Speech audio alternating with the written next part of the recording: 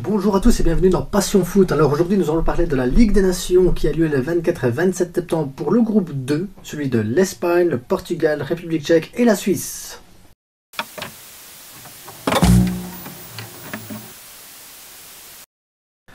Alors, on a l'Espagne, première du groupe, avec 8 points, qui rencontre à domicile dans un premier temps la Suisse, dernière de ce groupe, avec seulement 3 petits points grâce à une victoire contre le Portugal, qui sont quant à eux deuxième du groupe avec 7 points, et qui affrontent la République tchèque, troisième avec 4 points en République tchèque.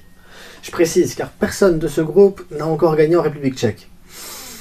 Et que le Portugal n'a ramené qu'un seul petit point sur ces deux matchs à l'extérieur. Donc ça serait un match compliqué pour les Portugais, surtout s'ils ne veulent pas réduire leurs espoirs de finir premier de ce groupe à néant. Donc le Portugal est obligé d'aller gagner en République tchèque pour essayer de garder espoir de finir premier de ce groupe. Voilà, parce que si le Portugal gagne ce match, la première place se jouera lors du dernier affrontement contre l'Espagne.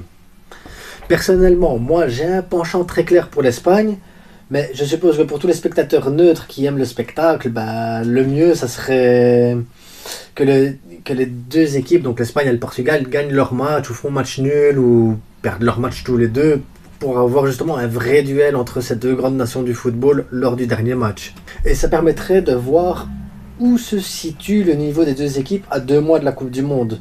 Car si l'Espagne s'est qualifiée directement pour la Coupe du Monde, le Portugal, quant à eux, ils sont passés par des matchs de barrage. Et on sait que les matchs de barrage, c'est pas quelque chose d'évident non plus. Voilà, c'est des matchs pièges en fait. Il n'y a qu'à regarder l'Italie. Ils sont tombés en barrage, ils sont fait éliminer. Donc voilà. Donc le Portugal, quand même, ils vont en Coupe du Monde. Ils sont passés par les barrages. Ils sont sortis de là. Tant mieux pour eux d'aller, parce que voilà, ça aurait été triste une Coupe du Monde sans le Portugal. Mais maintenant, voir avec ces matchs-ci, justement, ils jouent en République tchèque, pas facile comme match, et ils jouent contre l'Espagne maintenant au Portugal. Voilà, comme dernier match. Donc, il va falloir, voilà, c'est bon pour le Portugal, c'est un bon test pour eux pour justement se préparer à la Coupe du Monde. Dans le même temps, on aura aussi un duel entre la Suisse et la République tchèque pour pas finir bon dernier. Donc une dernière place signifierait la relégation en Ligue B pour l'une d'entre elles. Donc elles vont aussi se battre l'une contre l'autre pour essayer de ne pas finir dernier. Donc on a un groupe où les enjeux sont là ou pour tous les clubs, surtout ceux engagés en Coupe du Monde. L'Espagne dans le groupe de la mort avec l'Allemagne, le Japon, le Portugal qui vont devoir manœuvrer contre le Ghana et l'Uruguay. Et Ghana et Uruguay, c'est pas des équipes qui sont très faciles à manœuvrer. Et la Suisse qui est aussi en Coupe du Monde va jouer le Cameroun et le Brésil. Donc voilà. Donc même si c'est juste la Nation League, que c'est pas un tournoi qui fait rêver les gens, ça reste un excellent vecteur pour se rendre compte de la force et des faiblesses de chaque équipe, de savoir dans quel sens les entraîneurs doivent travailler. Donc pour les entraîneurs, le staff technique, je pense qu'après ces 2 matchs-ci, ça va être ça sera plus facile pour eux justement de faire une préparation correcte pour la Coupe du Monde. Donc ici, le Portugal a décidé de garder le même noyau qu'il garde habituellement, à part un ou deux petits changements, mais rien grand-chose. Voilà, le Portugal, pas de surprise dans sa sélection, et tant mieux, ça va faire du bien à Cristiano Ronaldo. Je pense que le pauvre, ça va lui faire du bien de sortir d'Angleterre, de quitter Manchester United et de retrouver sa sélection, une sélection qui connaît bien, une sélection qui l'aime bien, donc ça va lui permettre de respirer un peu, de se sentir un peu mieux. Je pense que le pauvre garçon, il en a besoin. En ce moment, c'est pas tout rose pour lui, donc voilà. Portugal, il garde la même sélection quasiment. Je pense que c'est un défenseur de Lille qui a été repris en plus ici, là, un défenseur central. Donc, mais voilà, le noyau dur reste là. Et du côté de l'Espagne, quelques surprises sans réellement en être en fait. Donc on n'a pas Ramos, mais bon, ça fait un moment que le garçon il a pu être repris en sélection. Et je pense qu'il fait même plus partie des plans de Luis Enrique pour la suite. On a De Gea qui n'est pas repris non plus, mais je pense qu'il a perdu aussi sa place en tant que premier gardien pour Unai Simon. Et De Gea être deuxième gardien, je pense pas que ça lui plaise. Donc le sélectionné pour le mettre dans le groupe en tant que deuxième gardien, c'est peut-être compliqué la vie de groupe en fait. Donc pour moi c'est un excellent choix de Luis Enrique de ne pas reprendre De Gea. Voilà, si c'est pour prendre De Gea, il doit être premier. Si c'est pour le reprendre et le mettre sur le banc, la meilleure chose à faire c'est de ne pas le reprendre au final. Je pense que c'est mieux pour l'état d'esprit du groupe. Alcantara aussi qui est un excellent joueur, mais je pense que l'entraîneur veut tester Soler à sa place à la Coupe du Monde. Avant la Coupe du Monde du moins, il veut tester Soler avant la Coupe du Monde, parce qu'on sait que Thiago Alcantara, voilà, on connaît ses qualités, on connaît sa manière de jouer, on sait qu'il peut apporter énormément d'équipe nationale. Je pense que Luis Enrique a des certitudes avec Thiago Alcantara. Par contre, s'il se blesse, s'il y a un souci ou quoi, on n'a peut-être personne à sa place. Donc tester Carlos Soler à sa place justement avant la Coupe du Monde, c'est peut-être une bonne chose aussi pour justement voir un peu le banc et voir un peu élargir un petit peu les champs des possibilités en cas de soucis.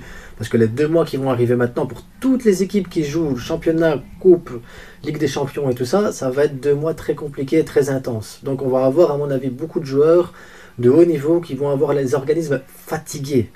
Donc c'est bien de pouvoir tester quelques trucs. Et on a Ansu Fati aussi qui n'a pas été repris. Les dernières fois, il a été repris, mais il n'a pas joué. Cette fois-ci, Luis Enrique a décidé de ne pas le reprendre. Et c'est Sarabia qui lui a été préféré.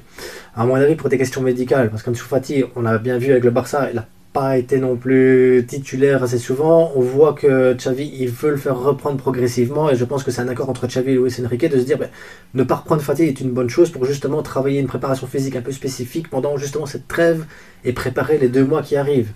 Le Barça va avoir besoin d'Ansu Fati, pas le moment de commencer à le faire jouer des matchs où il risque de se blesser. Et je pense que l'équipe nationale aura besoin d'Ansu Fati pour la Coupe du Monde. Maintenant, il reste 2 mois à Ansu Fati pour prouver qu'il peut être important pour l'équipe nationale.